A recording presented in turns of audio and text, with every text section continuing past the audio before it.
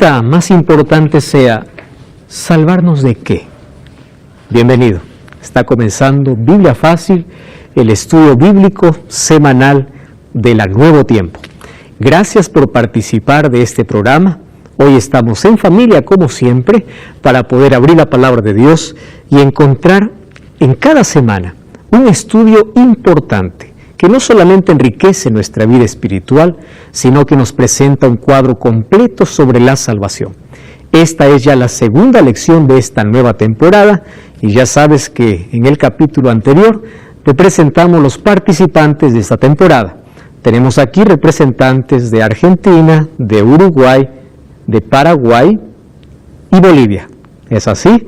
Bienvenidos una vez más. Qué bueno es que podamos estar juntos, agradeciendo a Dios por la oportunidad que tenemos de poder comprender temas que enriquecen nuestra vida, pero sobre todo que nos muestran un plan que todos tenemos que conocer, el plan de salvación. Y hablando de plan de salvación, ¿qué es salvación? La palabra salvación parece que hoy importa más al mundo cristiano, cuando debiera importar a toda la humanidad. Salvación involucra no solamente una eternidad con Jesús, salvación involucra calidad de vida en el presente. Cuando hablamos de salvación no estamos hablando de algo futuro, estamos hablando de algo presente. Entonces, tiene que llamar la atención o el interés de toda la humanidad. Mas, ¿por qué la gente no está interesada en salvación? Por dos razones. La primera, porque no sabe qué es salvación. No sabe. Aquel que no entiende, no sabe qué cosa es, no le interesa. Y la segunda es porque el mundo está tan envuelto en diversión que la palabra salvación parece que no es moda para nuestro vocabulario. Es mejor diversión y otras cosas que pueden entretenernos. Sin embargo, también puedo decir que hay una tercera razón. El ser humano no sabe cuál es su condición. Y aquel que no sabe que está enfermo no necesita de un médico. Para ir a un hospital hay que darse cuenta de la gravedad en la cual uno está. Para poder necesitar de Jesús, tenemos que reconocer que realmente necesitamos. ¿Cómo voy a necesitar de Dios si no sé para qué lo necesito? Ese es el tema de hoy. Por eso estamos listos, todos con Biblia en mano, y estamos listos para poder iniciar nuestro segundo estudio, lo que Jesús enseñó sobre la salvación. Como siempre tenemos el hábito aquí de antes de abrir la palabra de Dios, buscar a Dios en oración. Oramos. Querido Dios, tenemos tu palabra. ¿Qué cosa es lo que Jesús enseñó sobre la salvación? Toda la humanidad, ya les dije, que está más interesada en diversión que en salvación. Sin embargo, una de las mayores realidades también que existe es que la mayoría no sabe que está perdido. Aquel que no sabe, no siente su necesidad de poder ir a Jesús es porque no entiende la realidad de su problema. Todos los seres humanos, por más que nos llenemos de cosas en la vida, siempre vamos a sentir un vacío. A veces el vacío es emocional, a veces el vacío es espiritual. Hay personas que tienen una buena relación con Dios, pero tienen un vacío que tiene que ver con alguna herida emocional que no se cerró. Sin embargo, el mayor vacío tiene que ver con el asunto espiritual. ¿Por qué el asunto espiritual? El ser humano intenta anestesiar su dolor buscando formas y medios que el mundo ofrece. Por ejemplo, yo quiero escapar ante un problema, yo necesito algo que adormezca mi dolor. Personas, adolescentes que no son comprendidos en casa, buscan solución o salida fuera de casa, en drogas, en alcohol. Persona que sufre una decepción, persona que carga un dolor, en lugar de buscar la solución para su problema, solamente busca anestesias. Y ustedes saben que una anestesia solamente adormece el dolor por un momento, pero no soluciona el problema. Esa es la realidad humana. Entonces, los seres humanos están lejos de Dios y están perdidos y cargan el mayor sufrimiento de vacío en la vida. ¿Y cómo intenta llenar el vacío? Con cosas, ¿verdad? Con diversión, intenta llenar con medios que el mundo ofrece, que Satanás ofrece, y así le distrae del verdadero problema que tiene. Y hoy vamos a descubrir cuál es nuestro problema, porque mientras más comprendamos nuestro problema, más vamos a necesitar de la medicina, y la medicina es Cristo. Mas hoy tenemos que comprender en el asunto de salvación. Vamos a comenzar con uno de los textos que están conocidos y Jesús mismo mencionó al declarar su ministerio aquí en la tierra. Lucas 19:10 dice: porque el Hijo del Hombre vino a buscar y salvar lo que se había perdido. En esta expresión de Jesús me llama la atención dos cosas. Quien busca no es el ser humano, siempre fue Dios. Cuando Adán pecó, todo lo que hizo él fue esconderse. La iniciativa de salvación nunca la toma el ser humano. ¿Quién la toma? Dios. Es Dios quien corre tras el ser humano. Cuando alguien dice, yo encontré a Jesús, no, Jesús no estaba perdido, tú estabas perdido, Jesús te encontró. Ahora, la segunda expresión es lo que se había perdido. ¿Qué cosa se había perdido? Hoy vamos a ver qué cosa es lo que realmente se perdió. Para poder analizar este asunto, tenemos que ir a nuestros orígenes. Y nuestros orígenes está en el jardín del Edén. Cuando este mundo salió de las manos de Dios, Génesis 1:31 dice que salió bueno y perfecto en gran manera.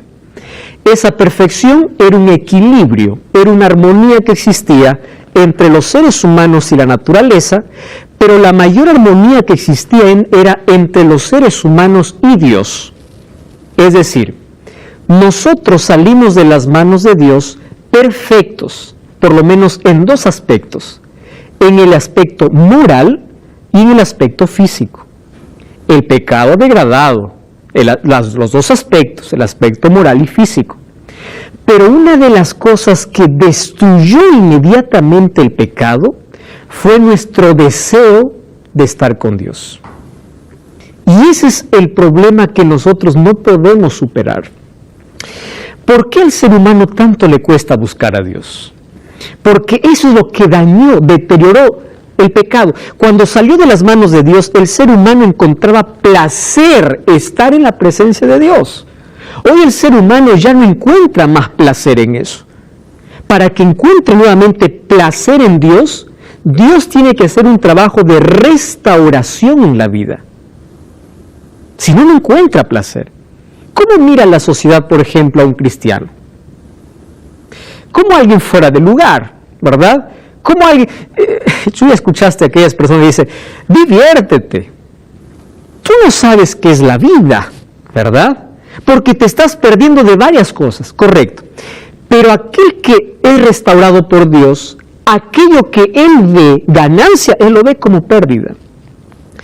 Ese cambio de visión es la restauración que Dios hace para una vez más colocar nuestra vida en armonía con Él, porque fuimos creados para eso. Ahora fíjense, el ser humano fue creado para ser feliz, completamente. Dos cosas había en el plan de Dios: felicidad y eternidad. Solo que esas dos cosas dependían de una pequeña prueba.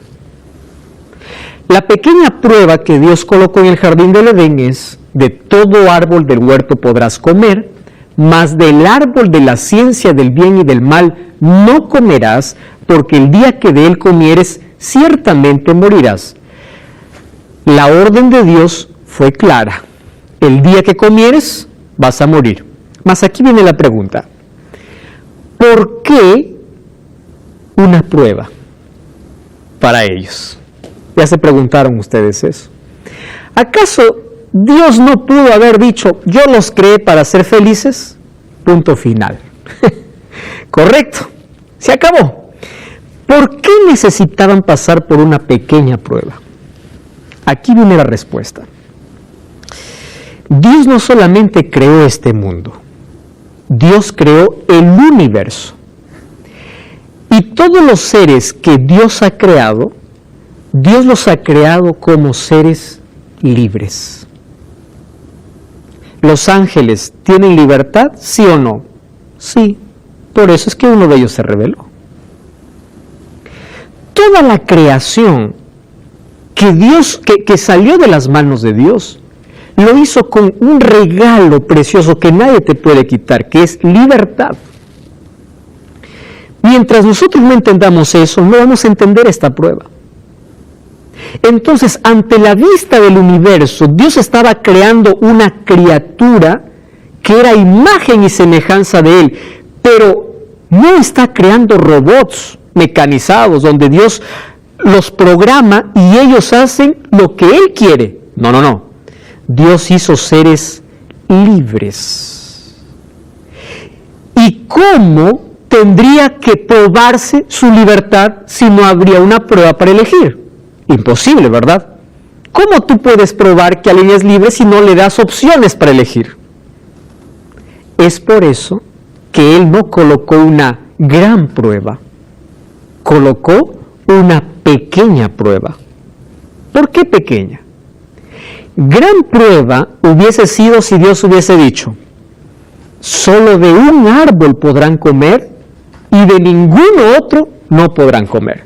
Eso sí es difícil. Imagínense comer todos los días de uno solo, habiendo tanto. Pero pequeña prueba es: de todo podrás, menos de uno. ¿Por qué Dios colocó esa prueba? Para poder probar una vez más ante el universo que los seres que Él crea son totalmente libres. Libertad. Ahora, nosotros conocemos la historia. Además, debemos comprender algo. Dios, antes de colocar la prueba, Él ya tenía un plan. Eso es emocionante. Y el plan era: si el hombre en su libertad decide el mal, ya hay una prueba de rescate, o ya hay un plan de rescate. Hay una frase que me gusta, que dice: antes de que Dios diga haya luz, primero en el cielo se dijo haya cruz. Porque una cruz ya estaba establecida para solucionar el problema del hombre si éste elegía mal. Ya había un plan antes de la caída. Esto quizá no podemos comprender, mas voy a ilustrar, quizá ni siquiera la ilustración nos pueda entender completamente el plan, pero por lo menos nos va a dar una pequeña idea. Cuando tú compras un carro, tú le pones un seguro. ¿Por qué le pones el seguro? ¿Porque quieres que te roben el carro? No. El seguro es por si alguien roba el carro, está asegurado. Eso es lo que hizo Dios. Colocó el seguro antes del robo. ¿Comprende? Entonces, antes de que el ser humano caiga, Dios dice: si éste desobedece, ya hay un plan. Un solo plan. No había plan B. Si el pecado abre un abismo, Jesús dijo: yo haré un puente. Solo que el puente costaría su propia vida. Y nosotros conocemos la historia de que ellos no pasaron esta pequeña prueba y ellos en su libertad ya eligieron por obedecer a alguien que siempre o que ya comenzó estando en contra de Dios en el cielo, porque el pecado no comenzó en la tierra, el pecado se trasladó a la tierra, comenzó en el cielo. Un ángel, un querubín, que era libre también para poder elegir, ¿qué cosa hizo? Él se sublevó contra la autoridad de Dios, y dice Isaías y Ezequiel que quiso ser igual a Dios. Y ese mismo concepto trajo a Adán y Eva. ¿Por qué Eva cayó en la trampa de Satanás? Por dos razones. Fíjense la estrategia diabólica que no ha cambiado. El primer plan diabólico es que él nunca presenta su rostro. Él siempre se disfraza. En el jardín del Edén, él usó el animal más precioso de la creación. La serpiente hoy no es bonita porque tuvo una malvisión. Hoy se arrastra. Es uno de los animales más detestables para miles de personas. Sin embargo, en la creación era el animal más hermoso. El diablo siempre usa el mejor rostro para poder embalar su mentira. ¿Y cuál es su segunda estrategia? Ustedes van a ser como Dios. ¿Por qué fue lanzado del cielo Satanás? Porque él quiso ser como Dios. ¿Y qué cosa le dijo él a Adán y Eva? Ustedes serán como Dios. Es decir, Satanás estaba pasando su propuesta y ella lo aceptó. El pecado va más allá de un fruto. Es un concepto. Es irse en contra de su propio creador. Ir en contra de Dios mismo. Ahora fíjense, el diablo utilizó un disfraz. Ahora, cuando cayeron nuestros primeros padres, que son Adán y Eva, Dios pudo haber hecho tres cosas. ¿De acuerdo? Presten atención aquí. Tres cosas. Primero, Dios hubiese dicho, anulo la ley y no hay pecado. ¿Pudo haber hecho? Sí. Hubiese dicho, ya está bien. ¿Qué importa si comen? Yo anulo lo que dije. Si él hubiese anulado su ley, entonces no hay culpa y no hay pecado. ¿Correcto? Esa es una primera salida. La segunda salida, ¿cuál hubiese sido? Yo les dije que iban a morir. ¿Desobedecieron? Mueran. Esa es la segunda salida. Yo les advertí. ¿Correcto? ¿Y cuál es la tercera salida? La tercera salida es, la ley se cumple. Y yo les dije que iban a morir, pero yo voy a morir por ustedes. ¿Y cuál de las tres eligió Dios? La tercera. Mi ley no cambia. ¿Ustedes se dan cuenta que la ley de Dios jamás va a cambiar? Alguien hizo un estudio muy interesante, que en Génesis capítulo 3 estaba la ley de Dios. No tendrás otros dioses delante de mí, no codiciarás. Todo estaba allí, en esa orden, no comerás de este árbol. Ahora, qué interesante es que Dios tomó allí el tercer plan. Y él moriría. Ahora, el ser humano asumiría la consecuencia inmediata del pecado, que sería dolor y muerte, pero no muerte eterna, porque el pecado te condena a la muerte eterna. El plan de Dios no era salvarle al ser humano de la muerte como consecuencia inmediata, sino salvarlo ¿de qué? De la muerte eterna. ¿Qué cosa es muerte eterna? Donde el ser humano no tenga más esperanza y todo lo que tenga para vivir sean los cortos años de existencia. Sin embargo, gracias al plan que Dios hizo, hoy sabemos que la muerte tiene solución. Porque para el cristiano o para aquel que cree en Jesús, la muerte no es un punto final, es apenas una pausa. Ahora fíjense, ¿qué hizo Jesús? En el mismo capítulo 3 de Génesis, en el mismo capítulo donde la desgracia entra, aparece la gracia de Cristo. A mí me encanta leer el capítulo 3, no por la caída, sino ¿saben por qué? Porque ante la desgracia del ser humano, aparece la gracia de Cristo. Porque ella tenía un plan cuando les junta allí a la serpiente, a Adán y a Eva, ahí llama un juicio. Y allí a la serpiente le dice, pondré enemistad entre ti y la mujer, entre tu simiente y la simiente suya, esta te herirá en la cabeza y tú le dirás al calcañar. Este es un diálogo que está teniendo Dios con la serpiente, con Eva y con Adán. Solo que aquí pone una disputa entre la serpiente. ¿A quién representa la serpiente? Satanás. ¿Y Eva a quién representaría? Al pueblo que le elegiría, a la iglesia, en profecía incluso mujeres iglesia. Ahora, ¿qué cosa está diciendo? Satanás comprendió el plan. Le dice, hay una enemistad ahora entre ustedes. Y le dice a la mujer, de ti saldrá un descendiente que herirá a la serpiente en la cabeza, lo aplastará. En cambio, tú, serpiente, le herirás, ¿en dónde? En el calcañar. Ustedes saben que esta es la primera promesa y es la primera profecía del Mesías. ¿Cómo así? Les explico. Cuando la serpiente mordió el calcañar en la cruz, cuando Jesús murió en la cruz, Satanás pensó que había vencido. Cuando Jesús le dio el primer pisotón en la cabeza a la serpiente, cuando resucitó. Por eso es que Satanás, el mayor interés que tenía era que Jesús no resucite. Por eso es que colocó una legión de soldados en la puerta de la sepultura para que Jesús no resucite. Allí recibe el primer pisotón en la cabeza, pero ¿cuándo recibirá la pisada final? Cuando sea destruido para siempre. A partir de allí, Eva comprendió de que de su simiente, de su descendencia, nacería ¿quién? El Mesías. Y es por eso que cuando vamos a Génesis 4, encontramos que Eva se alegró porque el primer hijo que tuvo fue varón.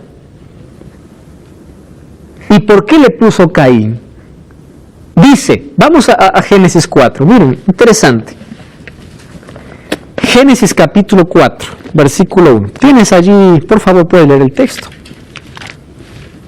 Toma el micrófono, ¿sí?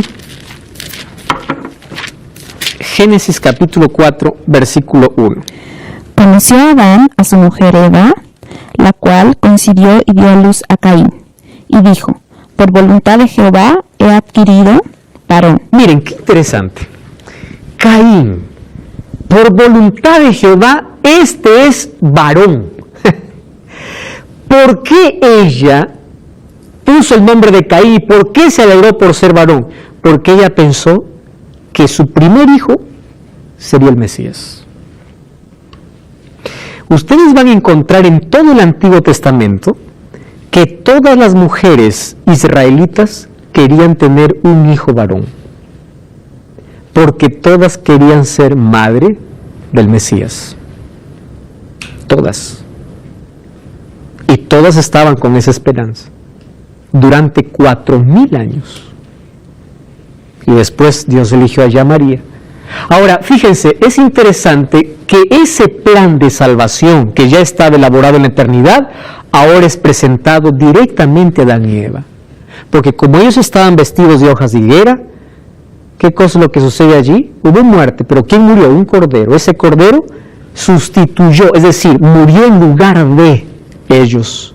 Y con la piel de ese cordero se hicieron nuevos vestidos. En otras palabras, el camino de salvación sería un camino que demandaría de sangre. Y ese primer cordero muerto en el jardín del Edén, ¿a quién representaba? A Cristo. Y desde allí nosotros comenzamos un camino de sangre que lleva hasta que Jesús muere allí en la cruz. Alguien hizo la siguiente pregunta: ¿por qué yo tengo que sufrir por el pecado de Adán y Eva? Que sufran ellos, correcto. Pero aquí viene también lo otro. Uno no hizo nada para que Adán y Eva pecara, pero tampoco hizo nada para tener una segunda oportunidad. Así como el pecado nos alcanzó a todos, la justicia de Dios también vino a todos sin merecer. No merecemos las consecuencias del pecado, ¿es verdad? No merecemos, porque nosotros no estuvimos ahí en el jardín del Edén. Pero tampoco merecemos la justicia de Dios, porque no hicimos nada para merecerla. En absoluto. Ahora fíjense, aquí viene lo interesante. ¿Cuál es la condición humana después del pecado? Y vamos a leer allí 3 textos. Liz, ¿puedes ayudar por favor a leer el primer texto? Génesis capítulo 6, versículo 5. Aquí está en la pantalla. Y vio Jehová que la maldad de los hombres era mucha en la tierra, y que todo designio a los pensamientos del corazón de ellos. Era de continuo solamente el mal. Miren qué interesante. Todo designio de pensamientos del corazón era solamente el mal. Solamente el mal. ¿Qué cosa hizo el pecado? Corrompió nuestra naturaleza, nuestra esencia, lo que nosotros somos. Número 2, Salmo 51:5. Maribel, ¿puede leer Salmo 51:5? He aquí, en maldad he sido formado, y en pecado me he concebido mi madre. Muy bien. ¿Alguien se puede escapar de esa condición? No. Porque los seres humanos ya venimos así, contaminados por el pecado. ¿Y cuál es la paga del pecado? Muerte. Es decir, nosotros ya nacimos siendo condenados a morir, pero morir eternamente. Porque eso es lo que ocasiona el pecado. Nuestra condición es esa. ¿Qué hicimos para ser pecadores? Solo nacer. ¿Yo qué hice para ser peruano? Nacer en Perú. ¿Hice alguna cosa? No. ¿Qué haces tú para ser pecador? Nacer. Porque desde que naces a este mundo, ya vienes ¿a qué llamas pecado? Pecado es matar, robar. Tú te diste cuenta que hay personas que dicen, yo soy bueno. ¿Por qué? Yo no mato, no robo, no adultero, no fornico. Yo soy bueno. Porque no sabe que la condición pecaminosa no son las acciones, es lo que tiene dentro. Por eso Jesús dijo a los fariseos, ustedes son sepulcros blanqueados, porque por afuera parecen lindos, pero por adentro están podridos. Esa es nuestra condición. Entonces, cuando uno lucha con el pecado, contra una acción, deje de luchar por cortar las naranjas y vaya a la raíz.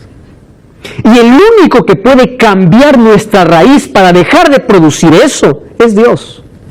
Hay una frase que me gusta, dice así: la naturaleza forma, la escuela nos informa, el pecado nos deforma, pero Cristo nos transforma. El único que puede cambiar esa condición es Dios. Por eso es que necesitamos de Jesús como nuestro Salvador. Miren lo que dice el libro de Jeremías, capítulo 13, versículo 23. ¿Mudará el etíope su piel y el leopardo sus manchas? ¿Ustedes podrán hacer el bien cuando están habituados a hacer el mal? Imposible. Entonces, naturalmente, por más obras buenas que hagamos, estamos perdidos. Por eso es que nuestra única salvación no depende de lo que hagamos, sino ¿de qué? Depende de Cristo, de si aceptamos a Cristo o no. Uno puede hacer cosas buenas y si está sin Cristo está perdido. Pero aquel que está con Cristo va a producir cosas buenas de manera natural. ¿Por qué? Porque es Cristo quien coloca en nosotros una nueva naturaleza. ¡Qué lindo!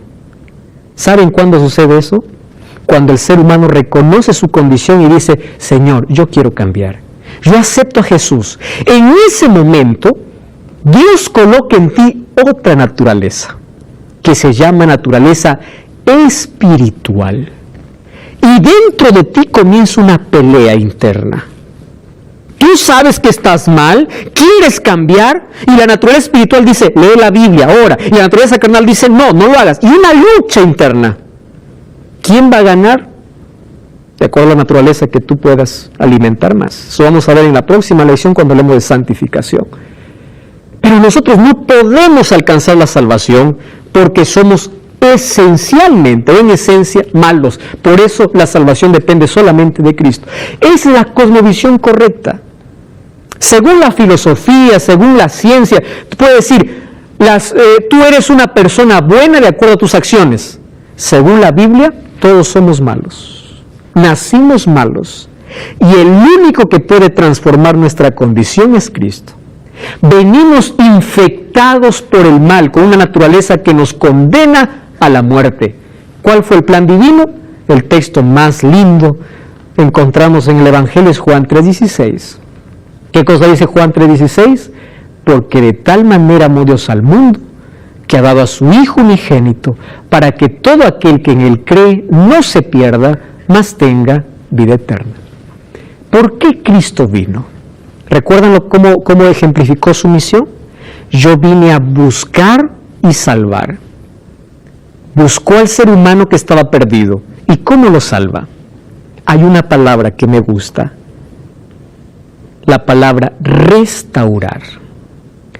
Todo lo que el pecado nos quitó, Cristo vino a recuperar, a restaurar. Aquello que estaba hecho pedazos y quebrado, Cristo vino a juntar las piezas y a darnos esperanza. ¿Y saben cuándo comienza esa obra de restauración? Cuando permitimos a Cristo en nuestra vida. Por eso nunca podemos entender la salvación a menos que primero no veamos cuál es nuestra real condición. ¿Cuál es nuestra condición? Yo no soy salvo entonces por lo que hago. Yo soy salvo por lo que Él hace en mí. por cuanto yo permito. Por eso necesito tener una relación con Dios, porque Él es mi único Salvador. Romanos 5:12 dice, porque así como el pecado entró al mundo por un hombre y por el pecado la muerte, así la muerte pasó a todos los hombres por cuanto todos pecaron. Romanos 5:17 dice, porque si la transgresión de uno solo, o por la transgresión de uno solo reinó la muerte, mucho más reinarán en vida por uno solo Jesucristo, los que reciben la abundancia de la gracia y el don de la justicia. Saben, a mí me gusta mirar la Biblia en sus detalles. Miren, cuando ustedes ven el capítulo 1 de Génesis, van a encontrar que hay un Dios que hace todo perfecto. ¿Saben hasta dónde dura la perfección? Hasta el capítulo 3. En el capítulo 3 se destruyó todo, se arruinó todo. 3 capítulos de perfección. Y a partir del capítulo 3 en adelante, solamente se presenta la depravación humana y la solución divina. Lo diría mejor así, la gracia humana o la gracia divina en la desgracia humana. ¿Saben hasta dónde? Hasta los 3 últimos capítulos antes de terminar la Biblia. Cuando vamos a Apocalipsis, los últimos capítulos, encontramos que todo lo que el pecado arruinó, Cristo ahora nuevamente nos entrega. ¿Qué dicen los últimos capítulos? Miren de Apocalipsis, capítulo 20, los 1000 años. Es decir, el ser humano restaurado por completo, ahora viviendo ¿dónde? En el cielo. ¿Qué dice el capítulo 21 de Apocalipsis? Cielo nuevo y tierra nueva. Así como salió perfecto de las manos de Dios, ahora está restaurado. ¿Qué dice el capítulo 22? La venida de Cristo se acerca. Es decir, todo lo que el pecado nos robó, Cristo lo recuperó por nosotros. Acompáñenme aquí en el siguiente razonamiento. Miren, el apóstol Pablo dice que Jesús, él desenvuelve incluso una teología llamando a Jesús como el segundo Adán. Es interesante. Dice, el segundo Adán tuvo victoria donde el primer Adán cayó. El primer Adán fue tentado en el jardín y cayó. El segundo Adán fue tentado en el desierto y venció. El primer Adán, cuando cayó en pecado, perdió su hogar, perdió su inocencia. ¿Qué cosa más perdió? El árbol de la vida. Cuando el segundo Adán venció en él al pecado, restauró todo lo que en el primer Adán perdimos. ¿Qué cosa es lo que Cristo restauró? Nuestro hogar. Juan 14, 1 al 3. Voy a preparar un lugar para vosotros. Lo que ustedes perdieron, yo lo rescaté. La pureza, Cristo lo rescató. El árbol de la vida, en Apocalipsis 21 dice que nuevamente ¿dónde estará? En el cielo. Todo lo que perdimos con el primer Adán, lo recuperamos ¿dónde? En el segundo Adán. Ese segundo Adán es Cristo. Por eso dice, si por un pecado, o por un hombre entró el pecado, y por el pecado entró la muerte, también por uno entró ¿qué cosa? La justicia. Entonces aquí está la respuesta. Yo no hice nada para nacer en pecado, pero tampoco hiciste nada para que hoy puedas tener esperanza de eternidad. Todo lo hizo Cristo. Ahora, la salvación depende de nuestras obras. Efesios 2:8. Voy a pedir allí, a ver, Claudia, ¿puedes leer qué cosa dice Efesios 2:8 y 9? Porque por gracia sois salvos por medio de la fe, y esto no de vosotros, pues es don de Dios, no por obras, para que nadie se glorie. Qué interesante. La salvación se resume en una sola palabra: gracia. ¿Qué cosa es salvación? Gracia. ¿Qué cosa es gracia? Gracia es una palabra que no tiene un concepto humano.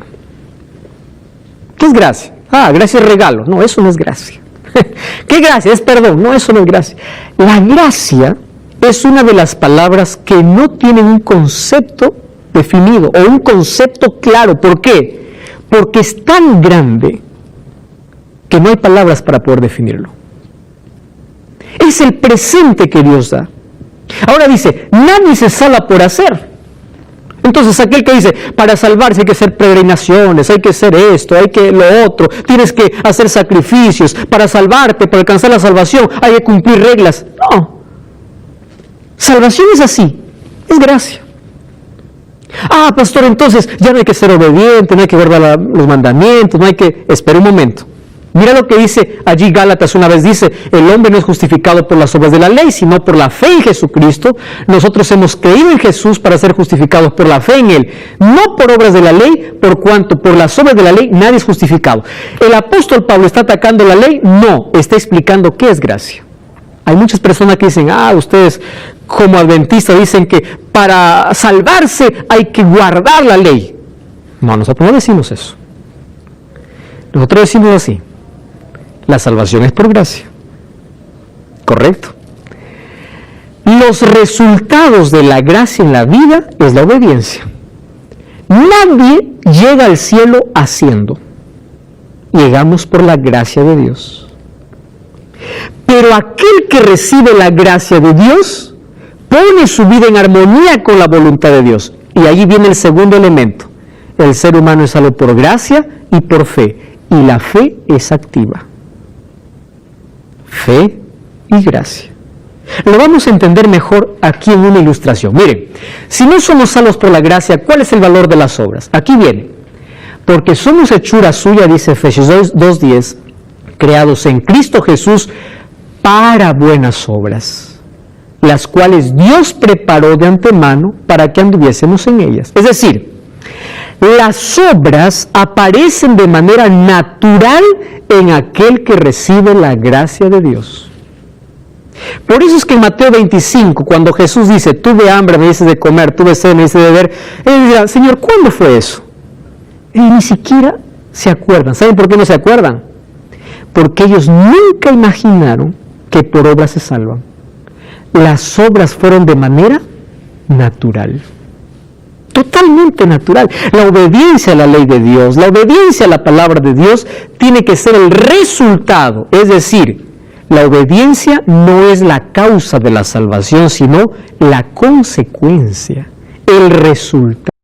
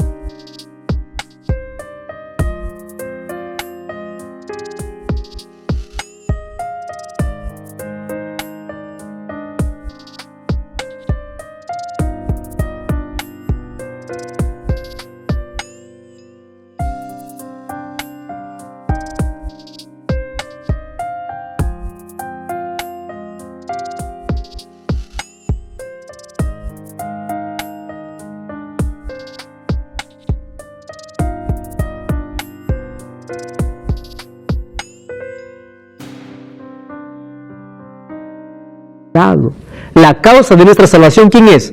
Es Cristo. Ahora, amigos, Jesús un día trató de explicar la salvación para un hombre llamado Nicodemo. Y fue a Nicodemo que le dijo, porque de tal manera amó Dios al mundo. Una noche él se fue para que Jesús, o para poder colocar sus dudas en Jesús. Jesús directo le dijo, tú tienes que nacer de nuevo. ¿Cómo? Le dice. Si tú quieres entrar en el reino de los cielos, tienes que nacer de nuevo. Y Jesús le explica, hay que nacer de agua y de espíritu. Correcto. ¿Cómo es nacer de nuevo? ¿Cómo se salva? El asunto aquí es salvación, porque él estaba intrigado. ¿Cómo yo me salvo? Yo estoy guardando reglas, estoy guardando leyes y me siento perdido. Jesús le dice, no, el problema no está en lo exterior, el problema está dentro de ti. Tienes que volver a nacer. ¿Cómo? Y Jesús le hace una ilustración. Y esta ilustración le lleva al desierto del pueblo de Israel. Esta historia está en Números capítulo 21. Vamos a Números, ¿les parece?